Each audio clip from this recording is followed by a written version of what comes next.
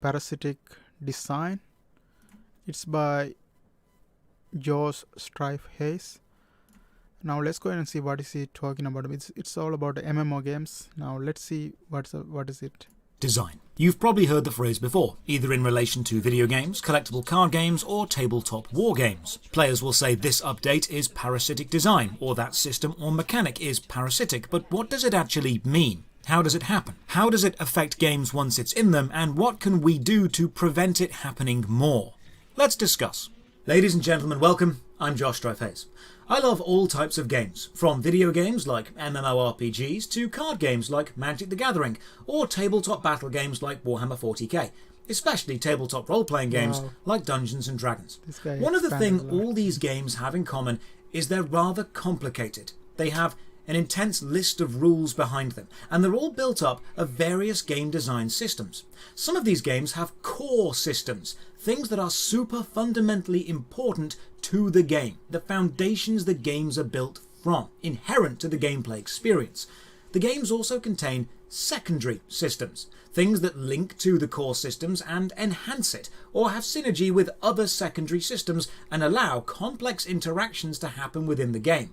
Unfortunately, some of the games also have parasitic systems. These are ones that leech from the core mechanics and don't enhance them. They take from the game without giving anything specifically back. Let's have a discussion about what parasitic design systems are and why they are bad.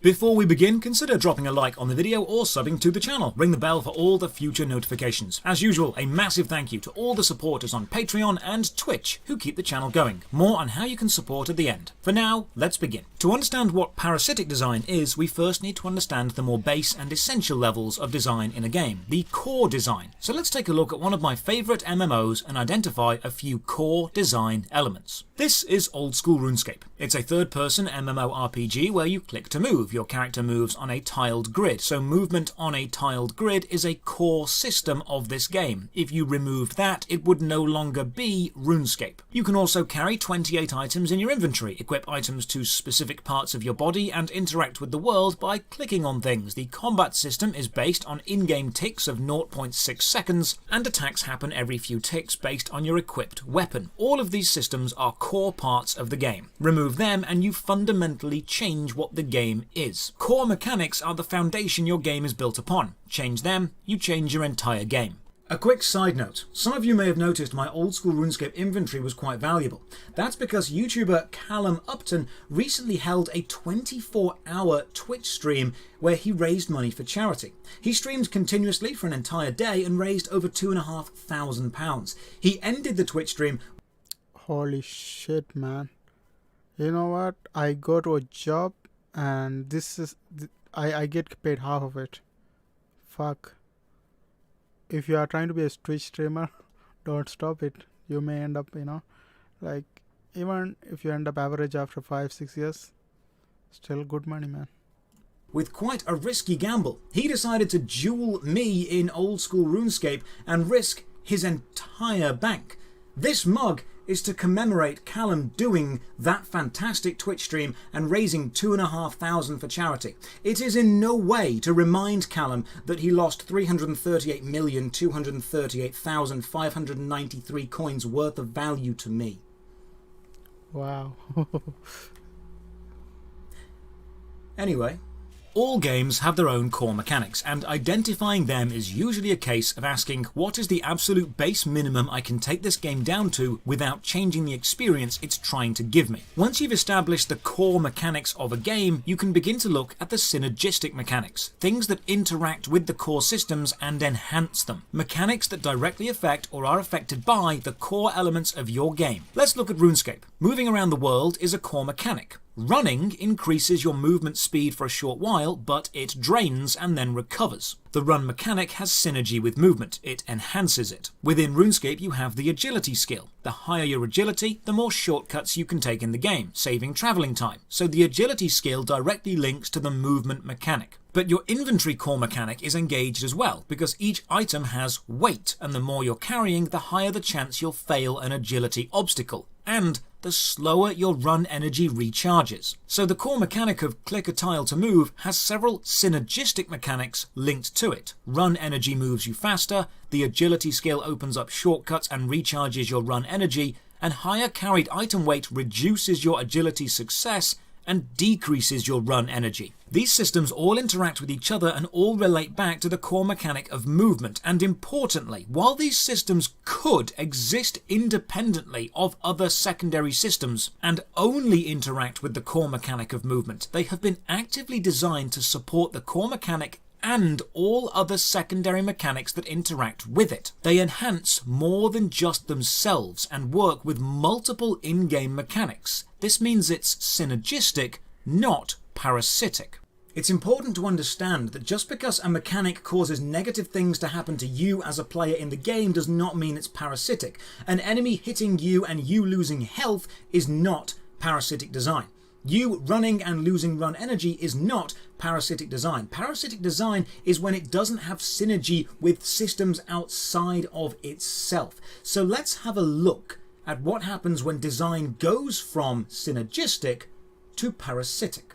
One of the most important design aspects of synergistic design is being backwards compatible. If a new system is introduced into a game, it needs to interact with and affect older systems. It needs to relate to the core gameplay loop and core mechanics. It needs to exist within the already complex interaction matrix of the game's systems. With parasitic design, the system often exists independently of other systems, yet requires support from other systems to survive. It leeches from the core mechanics of a game and yet doesn't actively give anything back to them. It detracts, it doesn't enhance. This is why we refer to it as a parasite. Some of the hallmarks of parasitic design are: it's often created later in a game's life and is not backward compatible with other, more established systems. It often requires inputs from other game mechanics or systems to survive, yet provides little value to those systems itself. It often exists within a vacuum of game design, either a different physical space within the game or a mini-game that's not related. Nothing related to the parasitic system is relevant outside of a very specific or specialized area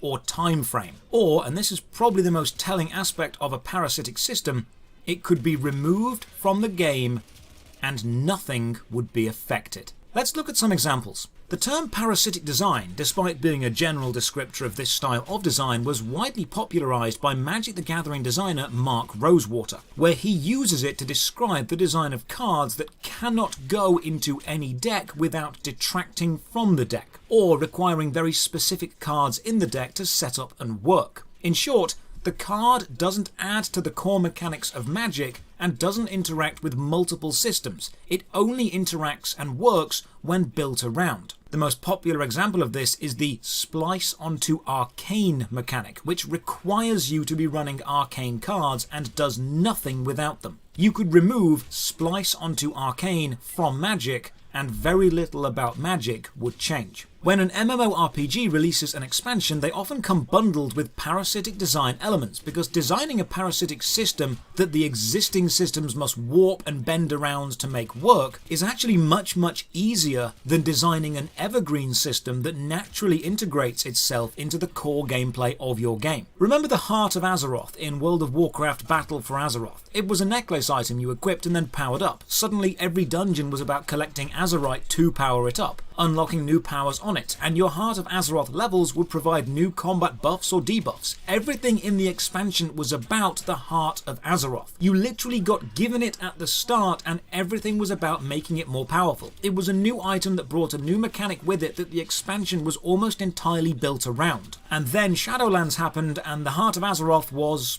forgotten. So for a brief time, World of Warcraft had a very specific item which required dungeons to be run, resources to be found, and time to be dedicated to leveling it up. And in exchange for all your effort focused on this singular time-gated mechanic, it would affect combat in a very minor way while you were wearing it. And then Shadowlands released and the Heart of Azeroth was instantly forgotten about and no longer relevant. And the Heart of Azeroth isn't even the first time they've done this. World of Warcraft does this quite a lot. Every expansion... I ain't felt this good in a minute. Own it. I ain't tryna rent it. It feel like it's dirt.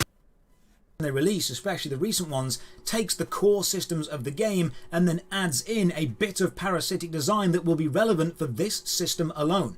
Remember building your garrison in Warlords of Draenor and then the garrison becoming irrelevant? Remember restoring your artifact weapon in Legion and then the artifact weapon becoming irrelevant? And then filling up your Heart of Azeroth and then that becoming irrelevant? It's basically par for the course right now, because developing new core integral systems is hard. Developing a parasitic system you can throw away at the end of 2 years and then just add another one on, that's easy.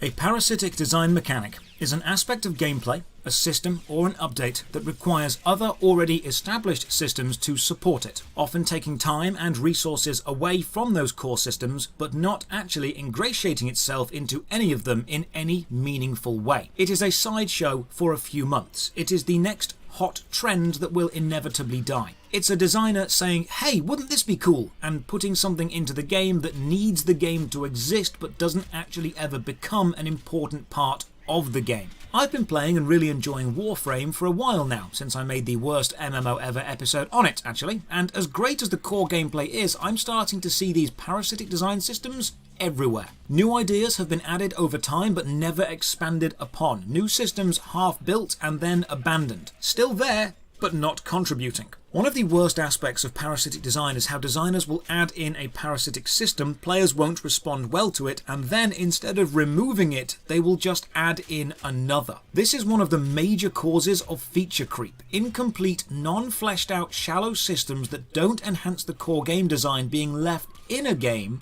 and bloating out the in-game systems and confusing the hell out of new players who discover them and then don't realise they're abandoned. Parasitic design is one that needs the game to exist but doesn't enhance the game in any meaningful way. It's a system that takes from others without giving back, or it's one that must be specifically built around and support it, because without the additional support, it would not survive on its own merits. This is why when Dungeoneering released originally in RuneScape, people called it parasitic, and I can understand that complaint. It existed separately from the main landmass and required skills to be trained to be good at, but having a high Dungeoneering level didn't make you good at anything other than more Dungeoneering. This is why people said it shouldn't have been a skill, but a minigame. Skills in RuneScape all interact with each other. Minigames don't need to, they can exist on their own merits. Dungeoneering required support from every skill to exist, but didn't supply any other skill with support. It didn't enhance anything outside of itself. Now, however, it's been updated and become much less parasitic. There are resource dungeons around the world that require a Dungeoneering level to get into, but it has been woven into the main game design over time. It has gained its synergy slowly. The main reason parasitic design exists and will continue to exist is because once a designer has built the core systems of their game and worked out the intricate connection matrices between all of the secondary systems, they step back, look at their game as a whole, and then players say, add more. Add more game. And game designers think it would take a long time to add a new core system and work out a way that it affects all the other systems. But it would be quite easy to add a parasitic system I can just remove later. It's like building a pizza. You start off with a decent base, then you add the sauce, then you add the cheese, then you add the toppings. You step back and say, this is complete. If someone looks at you and says, hey, I've eaten all the pizza, make it different, you could go back and remake the base, remake the sauce, remake the cheese, but that would be complicated. What's easier is just adding more toppings, without stopping to think, are these toppings actually making the pizza better? Or am I just adding them because people demand I add something? It's highly likely that parasitic design will unfortunately continue, because designing a temporary system that is supported and propped up by your core game and can be removed at any time without actually affecting your core game is much easier than adding something new to your core game and enhancing every aspect of it. Parasitic design is lazy. It's designed to be temporary, and it's one of the fastest ways to annoy your player base when they realise, hang on, this system won't actually matter in a year. If you're designing a game, add your core systems, then add synergy, and leave the parasitic design on the drawing board where it belongs. Cheers for watching. Another massive thank you to the supporters on Patreon and Twitch who keep the channel alive. You can support from just £1 a month. Check the video description for links to the Patreon, Twitch, Twitter and Discord. And as always, have a great day. Okay, what do you guys think about this? just put it in the comment section. Thank you.